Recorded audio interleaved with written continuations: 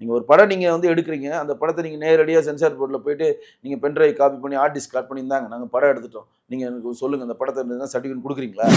Sensor உள்ள போகிறவங்களுக்கு அது ஜனநாயகம் படம், தக் லைஃப் படம், கூலி படம்லாம் தெரியாது. படம் அவ்வளோதான், அது பெரிய படம் சின்ன படம்லாம் தெரியாது. சர்டிஃபிகேட் கொடுக்கறதோட சென்சாருடைய வேலை ஓவர். அதுக்கப்புறம் வெளியில் வர விஷயங்கள்லாம் மாநில அரசின் பொறுப்பு. விஜய் படம் வந்து டிலே ஆகுதுன்னு அப்படியே கொந்தளிக்கிறாங்களே. விஜய் படம் எத்தனை படம் டிலே ஆனதுன்னு டேட்டா தருவா? என்னென்ன குடைச்சல் ஸ்டார்ட் பண்ணுவாங்க பாருங்க திமுக. இந்த படம் இப்போ சென்சார் போய் அப்ரூவ் ஆகி வெளியே படம் ரிலீஸ் ஆச்சுன்னா திமுக உங்களுக்கு லட்டு மாதிரி தேட்டர் குத்துருவா நினைச்சிட்டு இருக்கீங்களா? சினிமா சேட்டை நேயர்களுக்கு வணக்கம். இன்றைய நம்முடைய சிறப்பு விருந்தினராக இருப்பவர் திரைப்பட தயாரிப்பாளர் மற்றும் அரசியல் விமர்சகரான திரு வெங்கடேஷ் அவர்கள். சார் வணக்கம். வணக்கம் சார். எப்படி இருக்கீங்க சார்? நல்லா இருக்கேன் சார். ஒரு தயாரிப்பாளராக நீங்கள் எப்படி பார்க்குறீங்க அப்படின்னு கேட்கறதுக்கு மேலே விஷயத்தை என்னன்னு சொல்லிடுறேன்.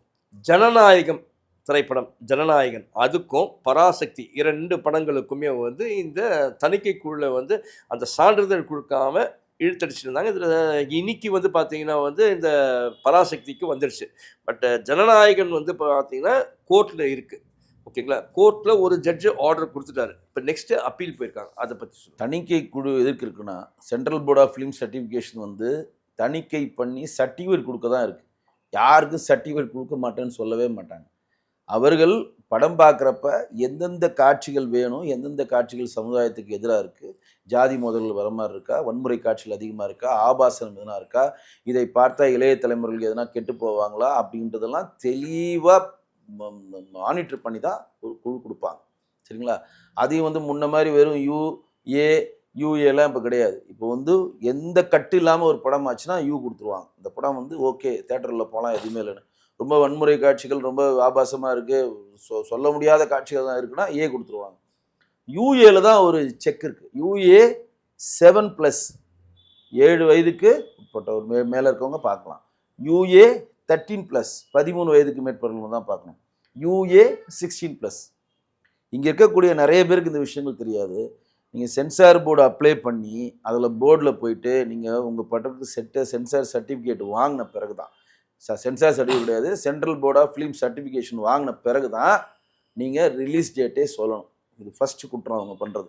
2வது, நீங்கள் விளம்பரம் கொடுக்குறீங்க பாருங்கள். விளம்பரம் கொடுத்தீங்கன்னா நீங்கள் அந்த படத்தினோட பேரை கொடுத்துட்டு கீழே நீங்கள் என்ன சர்டிஃபிகேட் சென்சார் இதுவாங்களோ அது குறிப்பிடணும். யூஏ 16+னா 16+, யூஏ 13+னா 13+, யூஏ 7+னா 7+, இல்லை வெறும் யூ இல்லை ஏ, இப்படி இருந்தால் விளம்பரமே கொடுக்கணும். இது ரூல். இந்த ரூலை யாருமே மதிக்கிறது இல்லை. யாரும் சென்சார் போர்டு அது பெருசாக அப்ஜெக்ட் பண்ணுறதில்ல. அதனால் அவன் 10ஆம் பகலில் அப்படியே அடிச்சு விட்டு போகிறான். சட்டம் வந்துச்சுன்னா இதெல்லாம் ரூல் ஆகிடும். நீங்கள் கோர்ட்டுக்கு போயிட்டுனா இதெல்லாம் கேட்பாங்க. நீங்கள் ஒரு சர்டிஃபிகேட் வாங்கிட்டீங்க, அது ரிவைசிங் கமிட்டி போகுது அப்படின்றப்ப ரிவைசிங் கமிட்டியில் எனக்கு போவேனா உடனே எனக்கு பண்ண ரிலீஸ் டேட் அறிவிச்சன்றதை சென்சார் போர்டால் பண்ண முடியாது. ஏன்னா போர்டு எல்லாமே சிஸ்டமேட்டிக்காக தான் பண்ணும். கியூ சிஸ்டம் தான் அங்கே எல்லாமே. தனிப்படி மேனுவல் இல்லை. பராசக்தி ஃபைலை கீழே வச்சுட்டு ஜனநாயக ஃபைலத்துக்கு மேலே வச்சு இது பாருங்கலாம் பண்ண முடியாது. எல்லாமே சிஸ்டம் தான்.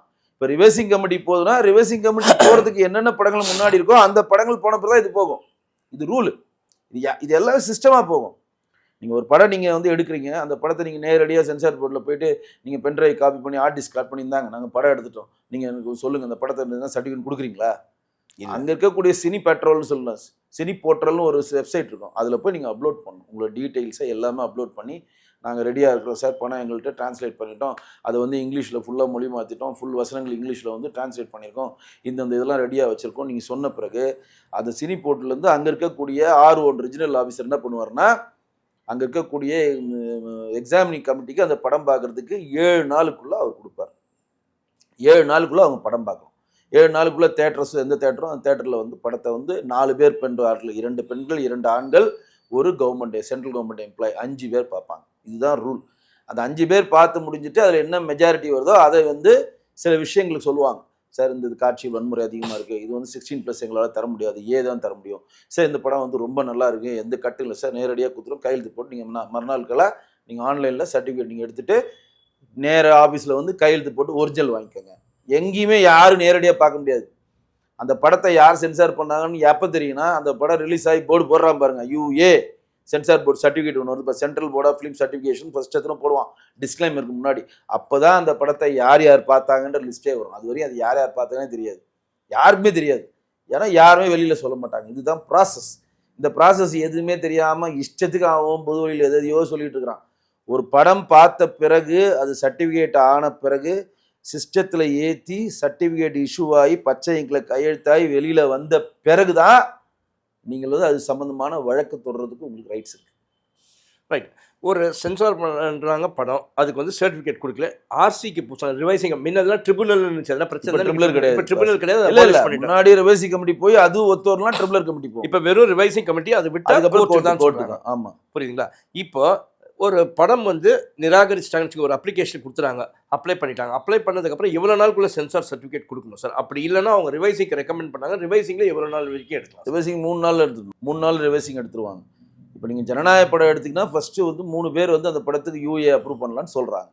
ஒருத்தர் வந்து அப்ரூவ் பண்ணல. ஒருத்தர் அப்ரூவ் பண்ணலனாலும் மெஜாரிட்டி வந்து சைன் ஆகும். ஓப்பனாக சொன்னால் 4 பேரில் 3 பேர் சைன் பண்ணால் மெஜாரிட்டி சைன் ஆகிடும். ஆனால் அந்த அப்ரூவ் பண்ண மாட்டேன்னு சொன்னவருடைய விளக்கங்கள் அவர் ரிஜினல் ஆஃபீஸர்கிட்ட போயிட்டு சரி இதெல்லாம் எனக்கு ஏற்புடையதா இல்லைன்றத அவர் கன்வின்ஸ் ஆனார்னா அது ரிவைசிங் கமிட்டி அமைப்பதுக்கு அவர் பவர் இருக்கு. இது இங்கே இருக்கவனுக்கு புரியல. 3 பேர் அப்ரூவ் பண்ணிட்டான், யூஏ கொடுத்துட்டான், 3 பேர் அப்ரூவ் பண்ணிட்டாங்க, யூஏ 16+ கொடுத்தாங்க. ஒரு ஆள் அப்ஜெக்ட் பண்ணாலும் அதில் என்ன சொல்கிறாங்க? நியாயமான அப்ஜெக்ஷன். அவர் கன்வின்ஸ் ஆகணும். இப்போ நீங்கள் நீதிமன்றங்களில் வழக்குகள் நடந்துட்டு இருக்கு. நீங்கள் என்ன வேணா சொல்லாங்க, ஆனால் நீங்கள் வைக்கக்கூடிய ஆவணங்களும் நீங்கள் வைக்கிய சாட்சியங்களும் நீங்கள் வாதாடுறதுல ஜட்ஜி கன்வின்ஸ் ஆகணும். ஜட்ஜி கன்வின்ஸ் ஆகி ஓகே கரெக்டாக இருக்குன்னு தனிப்பட்ட முறையில் ஜட்ஜ் எடுக்கிற டிசிஷன் அது. அவர் கன்வின்ஸ் ஆகணும் இந்த ஆவணங்கள் கரெக்டாக இருக்குது, இந்த தீர்ப்பு நம்ம கரெக்டாக வழங்கலாம். அவர் நீங்கள் வந்து இவர் ஜட்ஜுக்கு இந்த நீங்கள் மனிதன் படம் பார்த்துருப்பீங்க. ராதாரவி அருமையான ஒரு டைலாக் சொல்வார். இவன் தான் கொலை பண்ணான்னு எனக்கு தெரியும், கார் ஏற்றி இவன் தான் கொலை பண்ணான்னு தெரியும். ஜட்ஜு சொல்வார் இவர் தான் பண்ணியிருக்காரு எனக்கு தெரியும், ஆனால் அவர் தான் பண்ணன்றதுக்கான சாட்சியங்களும் அது ஆவணங்களும் எங்கிட்ட சிபிஐ நீங்கள் வந்து ஒப்படைக்குன்னு பார்த்தா தரல. இப்போதான் அது வந்திருக்கு, அதனால தீர்ப்பு தரேன். அந்த மாதிரி தான். அப்போ நீங்கள் ஜனநாயகன் படத்தில் வந்து எப்படி கோர்ட்டில் வந்து அந்த மாதிரி நீதிபதியோட கன்வின்ஸ் பண்ணுற மாதிரி நீங்கள் சொல்கிற விஷயங்களில் அவருக்கு ரிஜினல் ஆஃபீஸர் கன்வின்ஸ் ஆகணும். அவர் ஐஏஎஸ் கேட்டகரியில் இருப்பார், கன்வின்ஸ் ஆகணும். கன்வின்ஸ் ஆகாமல் அவர் அது உடன்பட்டார்னா ரிவைசிங் கமிட்டி போடுறதுக்கு பவர் இருக்கு அவர்கிட்ட. ஏன்னா படம் இருந்து யூஏ 16+ பிரிண்ட் ஆகி அவர் கையெழுத்து போட்டு சென்சார் சர்டிஃபிகேட் இஷ்யூ பண்ணிட்டாங்கன்னா அது பவர் கிடையாது. இஷ்யூ ஆகலை, நல்லா தயவுசெய்து இஷ்யூ ஆகலை. ரைட். அப்போ என்ன அவங்க சென்சார் போர்டு சொல்கிறாங்க, central board of film certification தரப்பில் என்ன சொல்கிறாங்கன்னா, ஒரு படம் என்ன ப்ராசஸில் இருக்குன்ற கான்செப்டே தெரியாமல் நீங்கள் எதுக்கு நீதிமன்றம் போகிறீங்க? இப்போ யூஏ ஆயிடுச்சு, ஏ ஆயிடுச்சு வைங்க. இப்போ கூலி படம் ஏ ஆயிடுச்சு, ஏ படம் ரிலீஸ் ஆகி முடிஞ்சிச்சு. ஒரு 2 மாதம் ஒரு வாரம் கழிச்சு சன் நிறுவனம் நீதிமன்றம் போகுது, இதை யூஏவை மாற்றி கொடுங்க அப்படின்றப்ப அதை எடுத்து நீங்கள் சேலஞ்ச் பண்ணலாம், உங்கள் ப்ரேயரை வைக்கலாம். ஆனால் அது டிஸ்மிஸ் தான். ஏன்னா இந்த ஏ சர்டிஃபிகேட் வாங்குறதுக்கு நான் சம்மதிக்கிறேன், நீங்கள் எழுதி கொடுத்தா தான் சர்டிஃபிகேட்டாக இஷ்யூ ஆகும். ஓ இந்த கட்டு ஏ சர்டிஃபிகேட் நாங்கள் கன்சர்னை கொடுத்துட்டு தான் வாங்க. ஆமாம், கன்சர்ன் இந்த ஏ வாங்குறது ஒத்துமா ஏ இல்லையா நீங்கள் கோர்ட்டில் பார்த்து. இதுதான் எங்களுடைய நிலைப்பாடு. எங்கள் நிலைப்பாடுக்கு நீங்கள் ஒத்துக்கிறீங்கன்னா உங்களுக்கு சர்டிஃபிகேட் இஷ்யூ பண்ணுறோம். இல்லைங்க எனக்கு கன்வின்ஸ் ஆகலை, நான் கோர்ட்டில் பார்த்துக்கிறேன், தயவுசெய்து கோர்ட்டு போட்டு விலகிடும், இப்போ போர்டு விலகிடும். அதுலேருந்து நான் ஒத்துக்கிறேங்க, இந்த கட்டு ஒத்துக்கிறேங்க, இந்த பாட்டை எடுத்துடுறாங்க, இந்த ஆபாச காட்சி எடுத்துக்கிறேங்க, ஏன் நீங்கள் தரதை நான் ஒத்துக்கிறேன், நான் இந்த படத்துக்கு A certificate central board of film certificate தரதை நான் ஒத்துக்கிறேன்னு அந்த தயாரிப்பு தரப்பு நீங்கள் கையெழுத்து போட்டு கொடுத்த பிறகு தான் சர்டிஃபிகேட் பிரிண்ட் ஆகும். ஆனால் பெரும்பாலும் புரிதலே இல்லாமல் இருக்காங்க. பல தயாரிப்பாளர்கள் வந்து ஒரு சிபிஎஃப்சி சர்டிஃபிகேட்டுக்கு என்னென்ன நார்ம்ஸ் அப்படின்றதே வந்து புரிதலே இல்லாமல் இருக்காங்க. அதை வந்து எந்த ஒரு தயாரிப்பாளர் இப்போ பார்த்தீங்கன்னா தமிழகத்தில் பார்த்தீங்கன்னா தமிழ் திரைப்படத்தில் பார்த்தீங்கன்னா பல தயாரிப்பாளர் சங்கங்கள் இருக்குது, பல சங்கங்கள் இருக்குது. ஆனால் யாருமே அதுக்கு வந்து முன்னின்று அந்த ஒரு தயாரிப்பாளருக்கு வந்து என்னென்ன செய்யணும் எது செய்யக்கூடாது அப்படின்ற, அதாவது குறிப்பான இந்த சென்சார் சிபிஎஃப்சி சர்டிஃபிகேஷன் என்னென்ன நடைமுறைன்றதே சொல்லாமல் இல்லை. இது வந்து இது என்ன பிரச்சனை மட்டும் இந்த ஜனநாயகனுக்கும் மற்ற படத்துக்கான பிரச்சனைங்க கூட நேரில் கண்டிப்பாக சொல்லணும். இது நாள் வரையும் வந்து டிஸ்க்ளைமரில் இந்த படத்தில் பறவைகள் விலங்குகள் துன்புறுத்தப்படவில்லைன்னு ஒன்று ஒரு பாருங்க. ஆமாம். அது ஏன் அப்படின்னா நீங்கள் எதனா ஒரு மிருகங்களை, அதாவது நாயோ பூனையோ காக்காவோ பாம்போ எதனா நீங்கள் யூஸ் பண்ணியிருந்தீங்கன்னா, அது குதிரையோ யூஸ் பண்ணியிருந்தீங்கன்னா அது துன்புறுத்தப்படவில்லை அப்படின்ற ஒரு சர்டிஃபிகேஷன் போர்டுக்கு நீங்கள் தரணும். அதற்கான நோ அப்ஜெக்ஷன் லெட்டர் பூனால போய் தான் வாங்கணும், இங்கே கிடையாது. இங்கே இருந்தது தான் மாற்றிட்டாங்க. ஆமாம், இங்கே இருந்தது அங்கே மாற்றியாச்சு. நீங்கள் படத்தை எடுத்துகிட்டு போய் அங்கே போட்டு காட்டிட்டு ஆமாம் இது துன்புறுத்தப்படலைன்னு அந்த அட்டாச்மெண்ட் உள்ளே வந்தால் ஹரியானா மாற்றிட்டாங்க. ஹரியானா ஓகேவா, அது அட்டாச்மெண்ட் உள்ளே வந்தால் தான் இது மாறும். சரியா? இப்போ இந்த புரிதல் வந்து 2-3 வாட்டி ஹரியானா பூனாக்கு போய் இங்கே இருக்கவங்களுக்கு ஒரு நாலேஜ் வந்துருச்சு. ஆஹா இதில் பாம்பை காமிச்சா நம்ம இருக்கிற வேலையெல்லாம் விட்டு ஹரியானாக்கு போகணும், இருக்கிற வேலையெல்லாம் விட்டு பூனாவில் போய் நோ அப்ஜெக்ஷன் வாங்கிட்டு வரணும். அதுக்கு என்ன பண்ணுறா, சிஜியில் பாம்பை பண்ணிடுறாங்க. இது கீழே போட்டிருப்பான், இது வந்து சிஜியில் பண்ணிட்டோம், கிராஃபிக்ஸில் பண்ணிட்டோம்னு கீழே போட்டதுன்னா நோ அப்ஜெக்ஷன் உங்களுக்கு தேவையில்லை. இந்த புரிதல் இப்போ இருக்கவங்களுக்கு இருக்குது, ஒத்துக்கிறேன். இல்லைன்னு சொல்ல. ஏன்னா 2-3 வாட்டி போகிறோம் அவன் சொல்லுவான்ல, என்னடா பாம்பை யூஸ் பண்ணியிருக்கான், அங்கே போய் சர்டிஃபிகேட் வாங்கிட்டு வரணும்டா, அது பெரிய ப்ராசஸ்ரா, அதெல்லாம் தலைவலிடா அப்படின்னு எவனா சொல்லுவோம்னா நிறைய பேர் அந்த நாயோ பூனையோ யூஸ் பண்ணுறதை விட்டாங்க. இப்போ பிரதானமாக நாயை வச்சே படம் எடுத்தானா அவன் கண்டிப்பாக ஹரியானால பூனால போய் நோ அப்ஜெக்ஷன் வாங்கிட்டு வரணும், மாற்று இல்லை. துன்புறுத்தப்படலன்னு சர்டிஃபிகேட் கொடுக்கணும், அங்கே இருக்கக்கூடிய டாக்டர் ட்ரைனர் கொடுக்கணும். ஆமாங்க இந்த படத்தில் இந்த காட்சிகள்லாம் வரப்போ இந்த நாய் இவ்வளோ சொகுசாக வச்சுருந்தோம், இந்த நாய் இந்த கேரவன்லாம் படுத்துச்சு, இவ்வளோ ஃபுட்டெல்லாம் கொடுத்தோம், வீடியோ ஃபுட்டேஜ், இதெல்லாம் நிறைய ப்ராசஸ். ராணுவம் சம்பந்தமாக எடுக்கிறப்ப இவங்க வந்து மாட்டிக்கிறாங்க. ஒரு உதாரணம் சொன்னால் அமரன் படம் வருது. அமரன் படம் வந்து முழுக்க முழுக்க ஒரு ஒரு ஒரு ஒரு கேப்டனுடைய வாழ்க்கை வரலாறு எடுக்கிறப்ப ராணுவம் சம்பந்தமான எல்லா இதுலையும் பண்ணுறப்ப நம்ம ராணுவ இலக்கு எங்கே இருக்குது, நம்ம ராணுவம் எப்படி செயல்படுகிறது, நம்ம ராணுவம் வந்து என்னென்ன மாதிரி வந்து போர் தந்திரங்களை யூஸ் பண்ணுறது, என்னென்ன மாதிரி ராணுவ வீரர்கள் உடை அணிகிறாங்க, என்ன மாதிரி சிம்பிள்ஸ் வச்சுருக்காங்க, என்னென்ன மாதிரி வெப்பன்ஸ் ராணுவத்தை இருக்குது அப்படின்றதெல்லாம் பொது வழியில் நீங்கள் காட்சிப்படுத்த முடியாது. அது ராணுவ ரகசியம். எதுக்கு ராணுவ ரகசியம்னு சொல்கிறீங்க? பொது வழியில். ஏன்னா அது படம் உலகம் ஃபுல்லாக போகும். இப்போ பாகிஸ்தானில் ஒருத்தர் எல்லாமே இந்த இலக்கில் இங்கே இருக்குன்னு கண்டுபிடிச்சா என்ன பண்ணுவீங்க? அப்போ என்ன பண்ணுவாங்கன்னா ராணுவ சொந்தமான உள்துறை அமைச்சகத்திட்ட போயிட்டு சார் இதை யூஸ் பண்ண போகிறேன், எது இதெல்லாம் யூஸ் பண்ணலாம், எந்தெந்த வெப்பன்ஸ்லாம் காட்டலாம், எந்தெந்த சிம்பிள்ஸ்லாம் யூஸ் பண்ணலாம், இதெல்லாம் வந்து நம்ம பெரிய லெவலாக காட்டலாம், எதை வந்து எக்ஸாக்டாக காட்டலாம், எதை காட்டக்கூடாதுன்றது ஒரு வழிமுறை கேட்பாங்க. அந்த வழிமுறைலாம் காமிச்சு படத்தை எடுத்து அவங்களுக்கு தான். அமரன் படம் முதல்ல யாருக்கு போட்டு காட்டினாண்டீங்க? உள்துறை அமைச்சருக்கு தான் போடுவேன். ராஜ்நாத் சிங் தான் பார்த்தார் படம். இங்கே இருக்கக்கூடிய எவனுக்குமே இந்த புரிதல் கிடையாது. ராஜ்நாத் சிங் பார்த்துட்டு அதுலேயே சில கரெக்ஷன் சொல்லுவாங்க, இது கொஞ்சம் வேணாம், இது ரொம்ப எக்ஸாக்டாக இருக்குது, இது வந்து நம்மளுடைய உள்நாட்டில் நம்மளுடைய ராணுவ ரகசியங்கள் வெளியில் கசியம், இதை கட் பண்ணுங்கன்னு சில விஷயங்கள்லாம் சொல்லுவாங்க. இதையெல்லாம் முடிஞ்சு ஹோம் செக்ரட்டரி உள்துறை அமைச்சகம் நோ அப்ஜெக்ஷன் லெட்டர் கொடுக்கும்.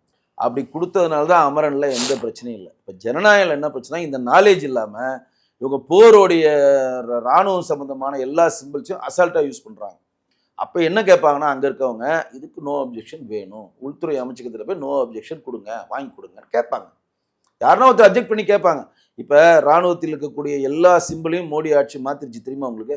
வீர சிவாஜியோட சிம்பிள் எடுத்திருக்காங்க, சோழர்களோட சிம்பிள் எடுத்திருக்காங்க, ராஜேந்திர சோழ் சிம்பிள்லாம் எடுத்து ராணுவத்துக்கு ஃபிக்ஸ் பண்ணுறாங்க. இன்னைக்கு வந்து சி சம்மந்தமான சி ஃபோர்ஸுக்கெலாம் சாகர் மாலாக்கெலாம் முன்னாடி இருந்த சிம்பிள்லாம் அப்படியே மாற்றிட்டாங்க. மாலுமிகள்லாம் நம்ம கப்பற்படை தரைப்படை விமானப்படையில் சிம்பிள்ஸ்லாம் பழைய சிம்பிள் எல்லாம் புதுசாக வந்துட்டாங்க. அதெல்லாம் ஒரு குறியீடாக இருக்கும், அதெல்லாம் ஒரு குறியீடு இருக்கும், அது நமக்கு தெரியாது. அந்த குறியீடை நீங்கள் யூஸ் பண்ணால் உள்துறை அமைச்சகத்தினோட இது வேணும். இல்லாட்டி நீங்கள் என்ன பண்ணணும், ரிவர்சிங் கமிட்டி போயிடுச்சு. ரொம்ப சிம்பிளான விஷயங்க. ஒருத்தர் அப்ஜெக்ட் பண்ணுறாரு, நாங்கள் ரிவர்சிங் கமிட்டி போயிட்டோம். இப்போ பார்த்தவங்க யாருமே அதை பார்க்க மாட்டாங்க, இன்னொரு 5 பேர் தான் பார்ப்பாங்க. அவங்க இதெல்லாம் ஒன்றும் இல்லைங்க, இன்னும் எக்ஸ்ட்ரா 2 இது கட் பண்ணி தூக்கி போடுங்கன்னா அப்ரூவ் பண்ணால் சர்டிஃபிகேட் இஷ்யூ ஆகிடும். ஒரு வேலையும் கிடையாது. ரிவர்சிங் கமிட்டிக்கு இவங்க போன உடனே மெயில் இவங்க போட்டுருவாங்க. இவங்க எல்லாமே மெயில் தான். இந்த படம் பார்த்தாங்க, ஒருத்தர் அப்ஜெக்ட் பண்ணியிருக்காரு, அவர் சில விஷயம் விளக்கங்கள் கேட்குறாரு, அதெல்லாம் ரிவர்சிங் கமிட்டி அமைச்சிருக்கேன் மெயில் போட்டோன்னே துருத்துன்னு போய் இவங்க கோர்ட்டுக்கு போயிட்டாங்க. கோர்ட்டுக்கு போகக்கூடாது. இவங்க கோர்ட்டுக்கு போனோன்னா எல்லாமே டிலே ஆகும். அப்போ கோர்ட்டுக்கு போனோன்னா ரிவர்சிங் கமிட்டி என்ன பண்ணுவாங்க, ஸ்டாப் பண்ணுது. அப்போ கோர்ட்டு சொல்கிறதா ரிவர்சிங் கமிட்டி போய் நகரணும். அவங்க என்ன கேட்குறாங்க, இந்த அப்ஜெக்ட் பண்ணவர் இதில் மதக்கலவர் அதிகமாக இருக்க மாதிரி எனக்கு கண்டென்ட்டாக இருக்குது சார். அதில் அவர் கன்வின்ஸ் ஆகிறாரு, ஆமாங்க இருக்கிற மாதிரி இருக்குது. அப்போ நாங்கள் ரிவர்சிங் கமிட்டி வச்சு இன்னொரு 5 பேரோட ஒப்பீனியன் கேட்டிருக்கோம். நீங்கள் கூலி படம் பாருங்கள், 9 பேர் பார்த்துருப்பாங்க பாருங்க. சென்சார் சர்டிஃபிகேட் எடுத்து பாருங்க. ஃபர்ஸ்ட் 5 பேர் பார்த்துருக்காங்க, செட் ஆகல, ரிவர்சிங் கமிட்டி போகுது. மறுபடியும் 5 பேர் பார்த்து ஏ சர்டிஃபிகேட் கொடுத்து கட்டு கொடுத்துருக்காங்க. ஓ, அந்த ரிவர்சிங் பார்க்குறவங்க பேரும்? ஆமாம், முதல்ல பார்த்து 5 பேர் பேர் வரும், ரிவர்சிங் கமிட்டியில் பார்த்து 5 பேர் பேர் வந்து 9-10 பேர் அதில் வரும். அதில் வந்து R1 பாலமுரளி ஐஏஎஸ் அவர் தான் பச்சைக்குள்ள கையெழுத்து போடுவார். 2 நாள் இவங்க பொறுத்திருந்தாங்கன்னா ரிவர்சிங் கமிட்டிக்கு போய் ஆட்டோமேட்டிக்காக இந்த சிம்பிளுக்கு நீங்கள் போய் நோ அப்ஜெக்ஷன் வாங்கிட்டு வந்துருங்க. எங்கெங்கே வந்து சிம்பிள் தெரியுதோ உங்களுக்கு சிம்பிள் தெரியக்கூடாது, டீஃபோக்கஸ் பண்ணிட்டுங்க. டீஃபோக்கஸ் பண்ணிட்டா பிரச்சனை இல்லை. இந்த மத கலவரமாக தூண்டுறது 2-3 சீனை மட்டும் கட் பண்ணி விட்டுருங்க. ஏற்கனவே 14 கட்டு ஒத்துக்கிட்டீங்க, அந்த 2 கட்டை எதுனா முடிஞ்சு போச்சு. UA 16+ வந்திருக்கும். துருன்னு நீங்கள் கோர்ட்டுக்கு போனனால தான் எல்லாருக்கும் இது வந்து தலைவலி. அவங்க என்ன நிர்பந்தம் பண்ணுறாங்க, நாங்கள் ரிலீஸ் டேட்டை கொடுத்துட்டோம், எங்களுக்கு ஆர்டர் கொடுங்க. அப்படி பண்ண முடியாது. சென்சார் உள்ள போகிறவங்களுக்கு அது ஜனநாயகம் படம், தக் லைஃப் படம், கூலி படம்லாம் தெரியாது. படம் அவ்வளோதான், அது பெரிய படம் சின்ன படம்லாம் தெரியாது. சர்டிஃபிகேட் கொடுக்கறதோட சென்சாரோட வேலை ஓவர். அதுக்கப்புறம் வெளியில் வர விஷயங்கள்லாம் மாநில அரசின் பொறுப்பு. டேம் படம் ரிலீஸ் ஆச்சாங்க, ரிலீஸ் ஆகல. 999 படம் ரிலீஸ் ஆச்சாங்க, ரிலீஸ் ஆகல. ஏன் ரிலீஸ் ஆகல? மாநில நீங்கள் சென்சார் பண்ணி விஸ்வரூபம் கொடுத்துருக்காங்க, ரிலீஸ் பண்ணிட்டீங்களா? விஜய் படம் வந்து டிலே ஆகுதுன்னு அப்படியே கொந்தளிக்கிறாங்களே. விஜய் படம் எத்தனை படம் டிலே ஆனதுன்னு டேட்டா தருவா? காவலன் சொன்ன டைம் ரிலீஸ் ஆச்சா? புலி சொன்ன டைம் ரிலீஸ் ஆச்சா? சொல்லுங்க. தலைவா சொன்ன டைம், தலைவா எவ்வளோ லேட் ஆச்சு? சென்சார் பண்ணி முடிச்சு போய் கட் பண்ணீங்க, டைம் டு லீடை கட் பண்ணீங்க, ஒரு வாசகத்தையே தூக்குறீங்க. என்னமோ விஜய் படம் வந்து டிலே ஆகாத மாதிரி பொங்குறாங்க காங்கிரஸ் சேர்ந்தவங்க. காவலன் படம் டிலே ஆச்சு, புலி படம் டிலே ஆச்சு, தலைவா படம் டிலே ஆச்சு, இப்போ இந்த படம் எல்லா படத்துலையும் ஏதோ ஒரு சின்ன சின்ன இஷ்யூக்கள் வந்து தாங்க இருக்கு. அதை மீறி தாங்க நீங்க ஜெயிக்கணும். ஆனா வந்து புதுசா பண்ற மாதிரி இன்னைக்கு போர்டை எடுத்து போய் கோர்ட்ல போய் நிற்கிறீங்க. நான் சொன்ன காவலனோ தலைவாவோ இன்னும் 2-3 படங்கள்லாம் அங்க இருக்கக்கூடிய ஆளுங்கட்சிகளால் கொடுக்கப்பட்ட அழுத்தம். சரி நான் இப்ப சொல்றேன், இந்த படம் ரிலீஸ் ஆகுதுல்ல, திமுக அப்படியே எல்லா தேட்டரும் குத்து அப்படியே ஆஹோன்னு ஓட வச்சிருவாங்க நினைக்கிறீங்க நீங்க? என்னென்ன குடைச்சல் ஸ்டார்ட் பண்ணுவாங்க பாருங்க திமுக. இந்த படம் இப்ப சென்சார் போய் அப்ரூவ் ஆகி வெளியே படம் ரிலீஸ் ஆச்சுன்னா திமுக உங்களுக்கு லட்டு மாதிரி தேட்டர் குத்துருவான்னு நினைச்சிட்டு இருக்கீங்களா? அதுக்கு போட்டியா தான் பராசக்தி இறக்குறான். பராசக்தி யார் படம்? இன்பநிதி உதயநிதி வழங்கும் ரெட் ஜெயின் படம். அது யாருடைய கதை? அது கலைஞர் கருணாநிதியோட கதைங்க. யாருடைய டைட்டில் அது? கலைஞரோட டைட்டில் அது. யார் ப்ரொடியூசரு? ஆகாஷ் ஆதித்யா யாரு? உதயநிதியோட பினாமி, தம்மா துண்டு பையன், 24 வயசு பையன். உறவினர் தானே சார், பினாமி தான் அப்படிதான் சொல்லுவோம். உறவினரோ ஏதோ ஒன்று. நீங்க அமலாக்கத்துறை ரைடு பண்ணி இன்னைக்கு வந்து ரைடு கொடுக்கூடாதுன்னு கோர்ட்ல போய் சேவை வாங்கி வச்சிருக்காங்க. ஒரே நேரத்தில் 25-26 வயசு பையன் 3 பெரிய படங்கள் தயாரிக்கிறான். எங்கிருந்து தயாரிக்கிறாங்கன்னு தெரியல. அந்த கேள்விக்கெல்லாம் விடை வரும்ல. அப்ப அவன் பராசக்தி படத்தை ப்ரமோட் பண்ணி ஓட வைப்பானா, ஓம் படத்தை ஓட வைப்பானா? ரெட் ஜெயின் ரிலீஸை ஓட வைப்பானா, ஓம் படத்தை ஓட வைப்பானா? தமிழ்நாட்டில் இருக்கக்கூடிய 1000 தேட்டர்ல 850 தேட்டர் யார் கண்ட்ரோல்ல இருக்கு? ரெட் ஜெயின்ல தானே இருக்குது. உங்க கண்ட்ரோல்ல இருக்குதா தேட்டரு?